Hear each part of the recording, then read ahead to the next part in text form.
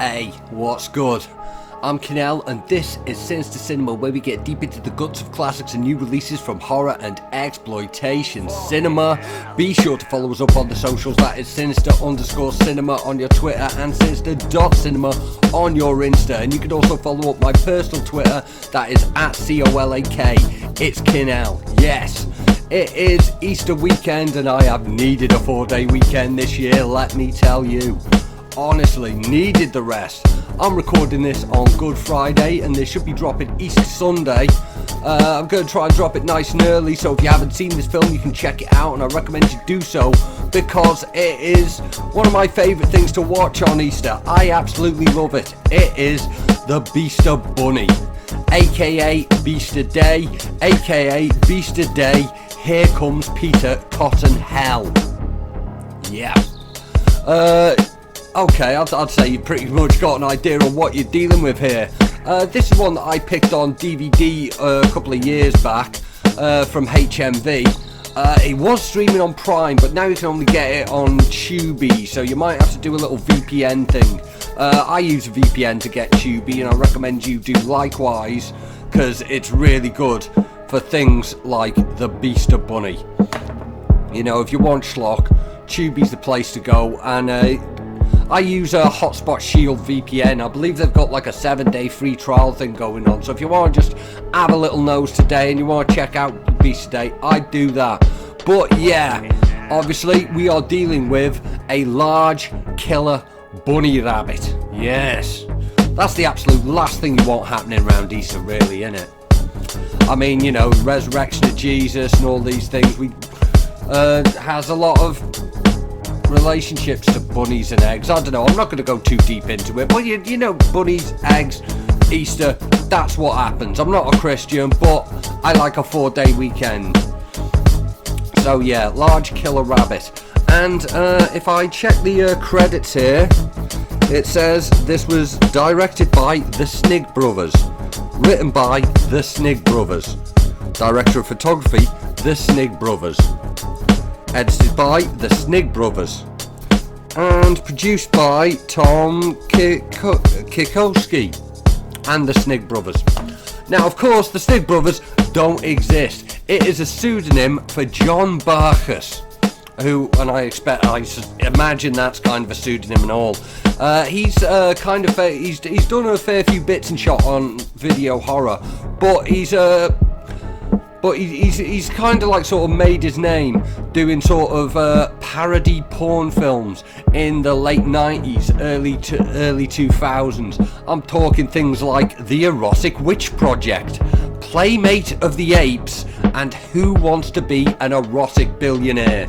That used to be the thing with, porn, wasn't it? It was, you know, these days it's fucking just search terms and shit, but back then it was about, like, you know, all these interesting kind of like parody things. And a lot of the people who would make these kind of films, people like your John Wynorskis and all this, and indeed your John Barkus, who made this film, a lot of them had an interest in genre films as well, but you know, in order to bankroll their genre films, they do these porn films that normally have a bit more creativity than the kind of like hardcore point the camera at the fucking kind of thing you see today.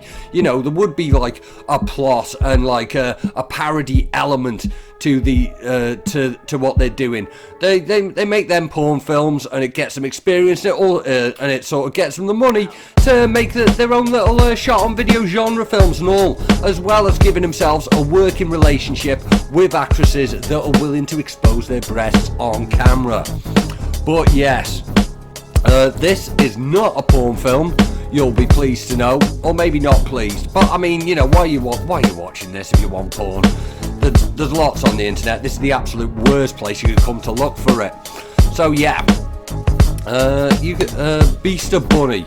This concerns giant rampaging fucking bunny rabbit in a small town.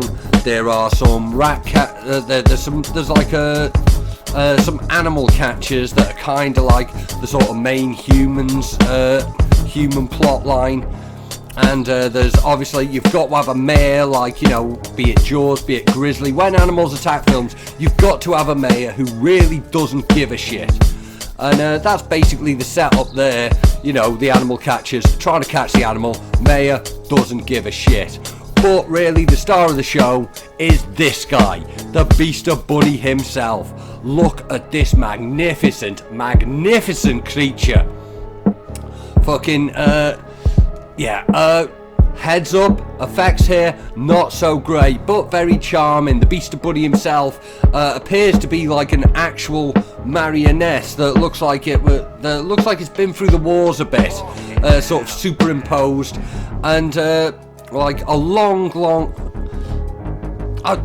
Don't be watching this for the plot. I do appreciate the way that it sends up, these eco-terror films. Things like Grizzly, I think, was a strong reference, where not so much things like Prophecy and that. You know the kind of films I'm talking about. And for like most of this film, it involves you being introduced to some character, normally a female who may or may not have appeared in one of John Barkis's other films. And there's a bit of a setup, and then they get killed by a large bunny rabbit.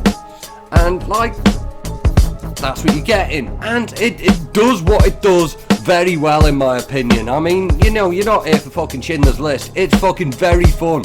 It's well put together, and like the seam showing adds to the charm, which isn't always the case.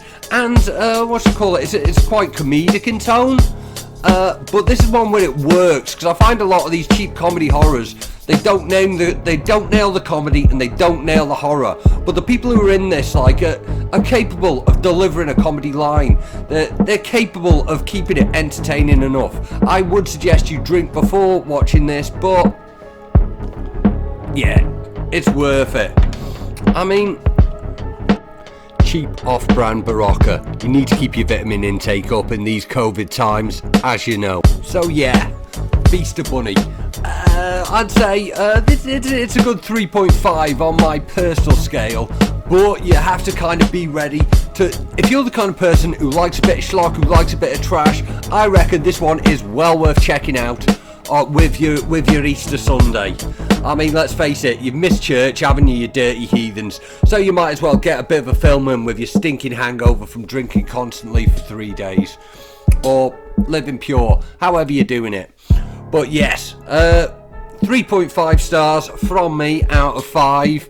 You know whether you like this sort of thing or not. And if you do like this sort of thing, then you're going to like this particular example of this sort of thing.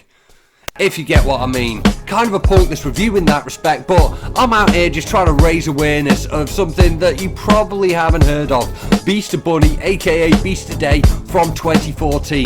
As I say, I got the DVD from HMV, but the shops aren't open now, so you can't get it that way. However, fire yourself up a free week of a VPN, or just get a VPN.